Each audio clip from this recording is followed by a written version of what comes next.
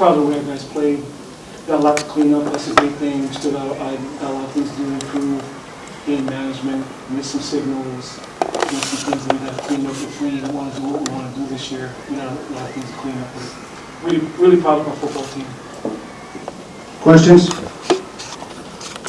Ken, obviously, what's the status of the tag? I don't know if it's too soon or if you're going to do more tests tomorrow. What do you think its prognosis is at this point?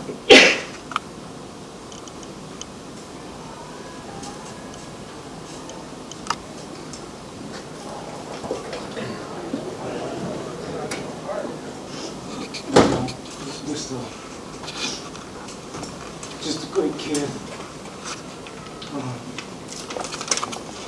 The kid, he really this is who we are. Hasn't said crap for 3 years, kept his mouth quiet, came to work every day, didn't complain, didn't get bitter. I was the guy keeping him off the field. There are other coaches that wanted to take him in other positions and play him.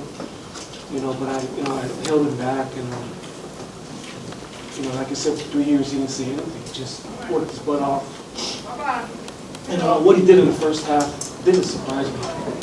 People were concerned that with Tom coming, what he's going to do. But what he did in the first half didn't surprise any of the coaches.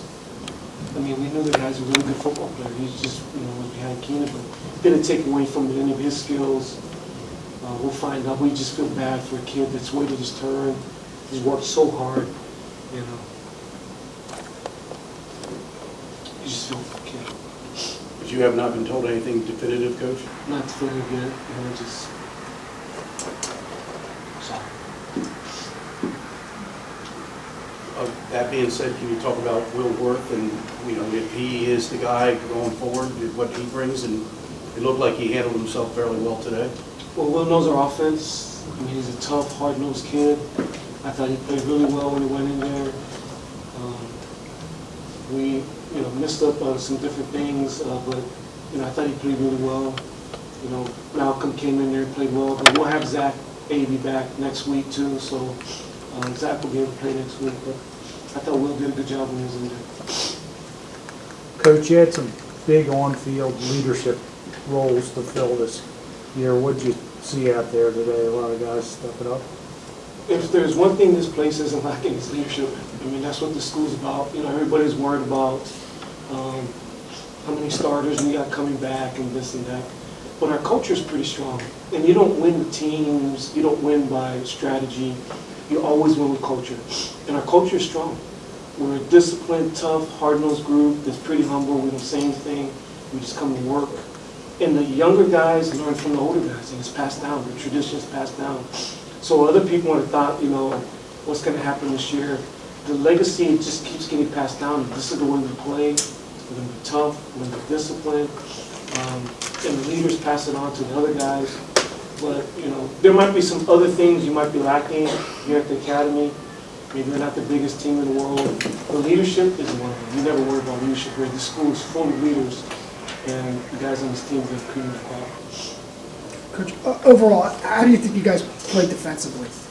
I don't know our third down stats, but it was a big emphasis for us in off season to get better at third downs, and we didn't do a very good job in third down. We kept them on the end zone, which is great.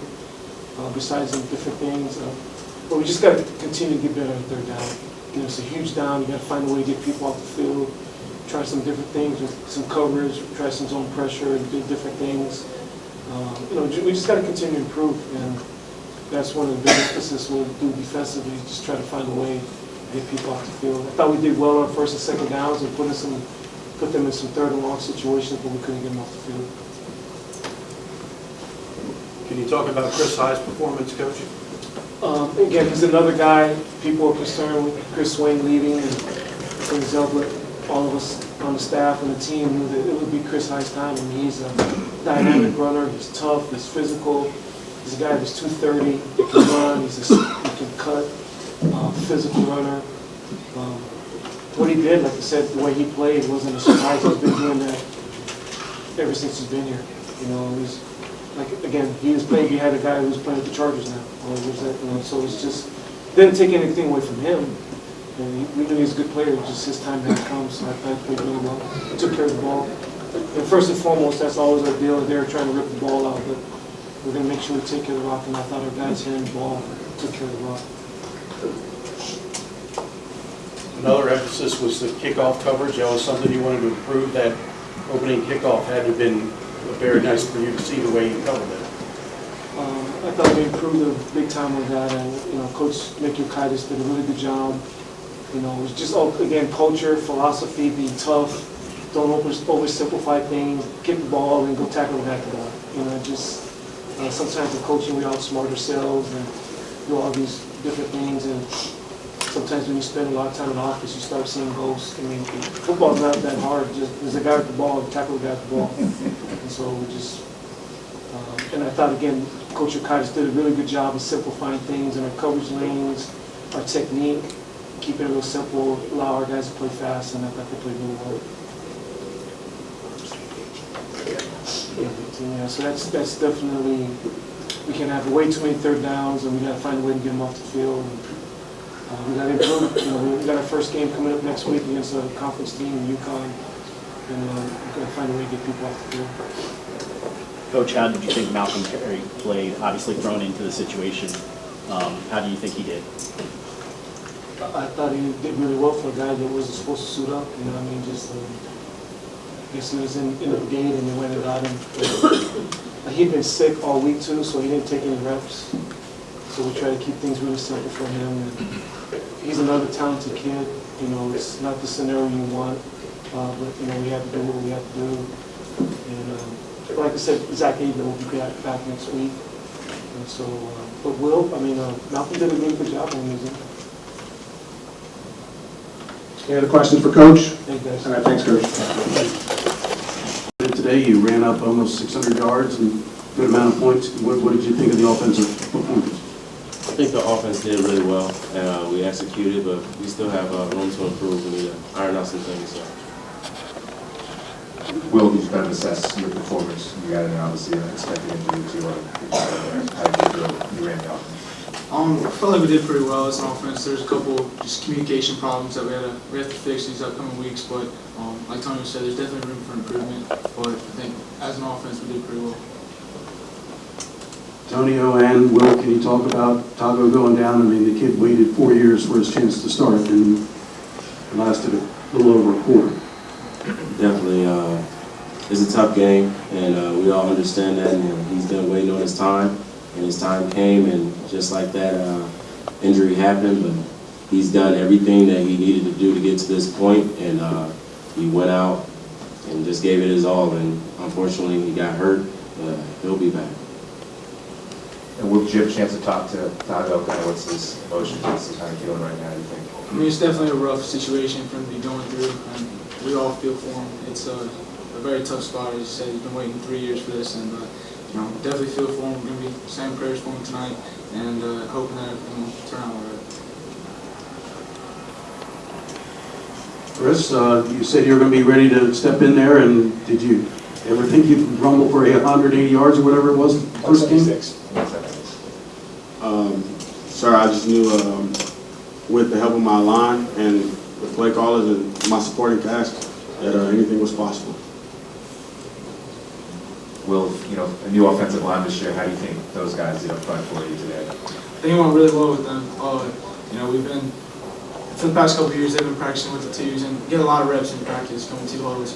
But to actually get out there and play against a different opponent, it was great to see people firing off the ball and everything. Any other questions for the offensive guys? Antonio, were you surprised with what Chris Hyde did? Definitely not. He's been working hard since he got here, and just been waiting on him to show up, and he definitely did. He definitely did. Wasn't just seeing holes real well. I mean, vision is a big thing with the fullback because you're hitting it so quickly. So I just, honestly, I got to give it all to my line and the A-backs. They definitely made the holes pretty big, like craters out there. So. Any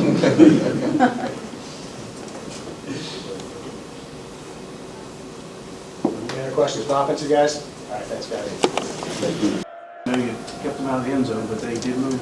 the ball fairly effectively. Yeah, they moved the ball more than we wanted. Definitely, 16 points is too much. We have a standard set for this defense, and we definitely need to work on a lot of things. Go into the film room, figure out what's going on, and work towards next week. Yeah, it was one of the captains, and you see the report, the starting quarterback kind of go down. It's kind of, you talk to Tago at all, kind of what the mood is with him and also with the team now. Yeah, I talked to Tago. I've been around Tago for 4 years now. And, I mean, it hurts to see that happen, but it's also football. And he understands that, and I think the team understands that. And we all know he's going to be working every day just as hard as he was when he was playing to get back.